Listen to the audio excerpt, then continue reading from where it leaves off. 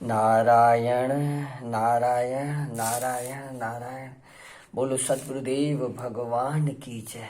देखो नारायण, आपस में महापुरुषों के चित्र रख करके यूं भावना करें और बिल्कुल सत्य है, क्योंकि संत कहीं जाते नहीं है, उनका अस्तित्व मौजूद रहता है, क्योंकि वो परमात्मा से एक हुए हुए हैं।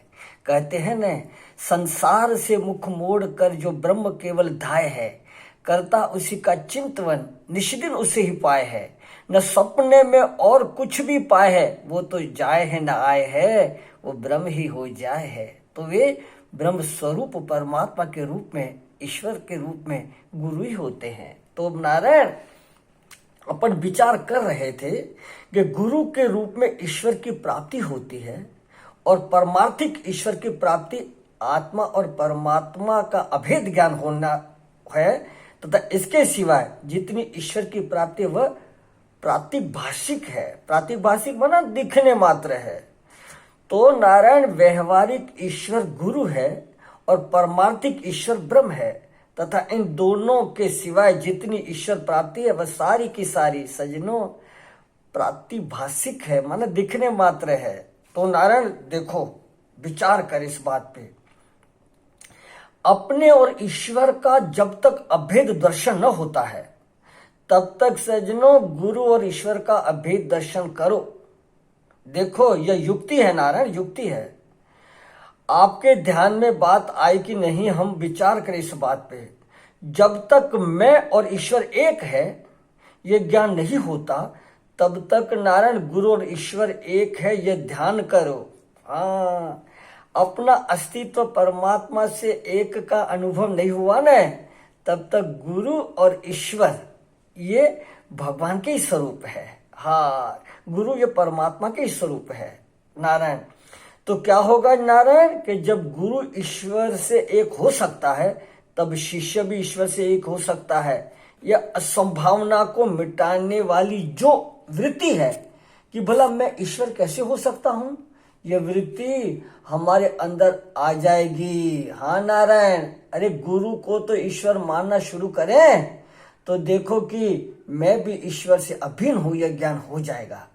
और उसके अंदर इतनी भक्ति नहीं है कि अपने गुरु को ही ईश्वर रूप समझ सके। यह बावरा अपने को तो कभी ईश्वर समझ ही नहीं सकेगा।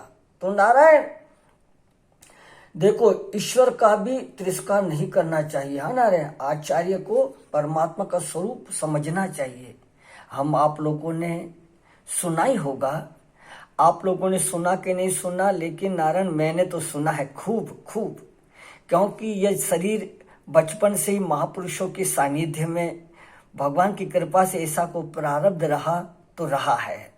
तो देखो, बात लंबी चौड़ी है, संक्षेप में सार सुना रहा हूं। जब हनुमान जी को राम जी ने उपदेश दिया, क्योंकि उन्होंने कि भाई बड़ी सेवा की है तो आखिरी बात उनको बता देवे।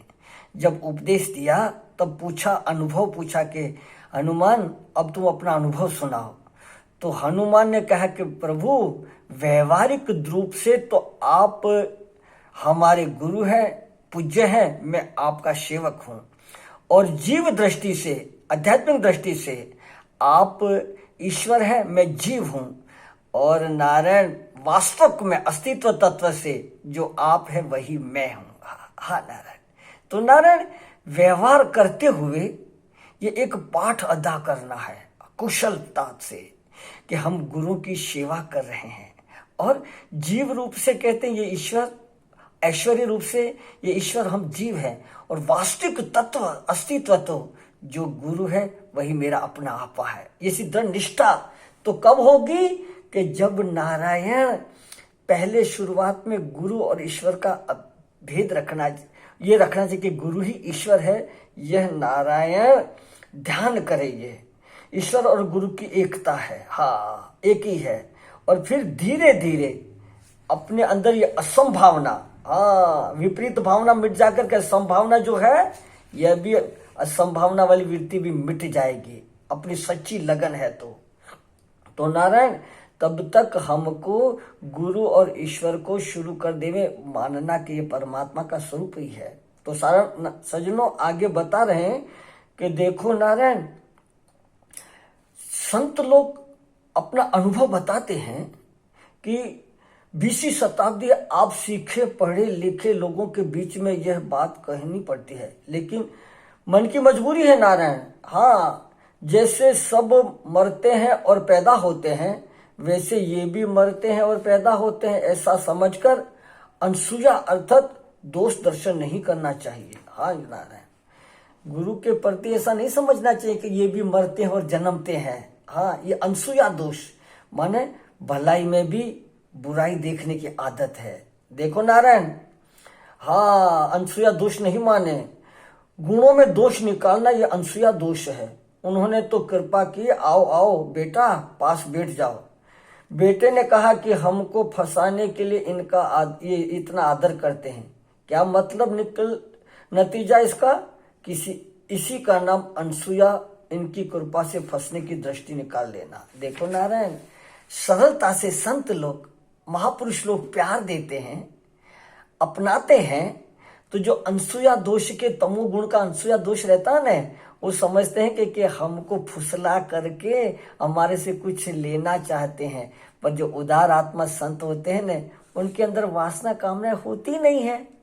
वो अपना प्रभाव दिखाने के लिए हिप्नोटाइज करने का उनको अंदर ही होता ही नहीं है। वो तो सरलता से नारायण आहा अपना स्वरूप समझ करके प्यार देते हैं, लेकिन अनसूया दोष वाले गुण में भी दोष निकालने की आदत बन जाती है। तो नारायण, असल में गुरु सर्वदेवमय है।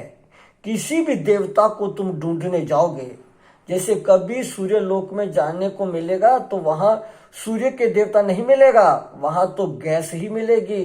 तो ये गुरु देव तो महाराज सर्वदेवमय है, माने सब देवताओं का निवास इन्हीं गुरु महाराज में है।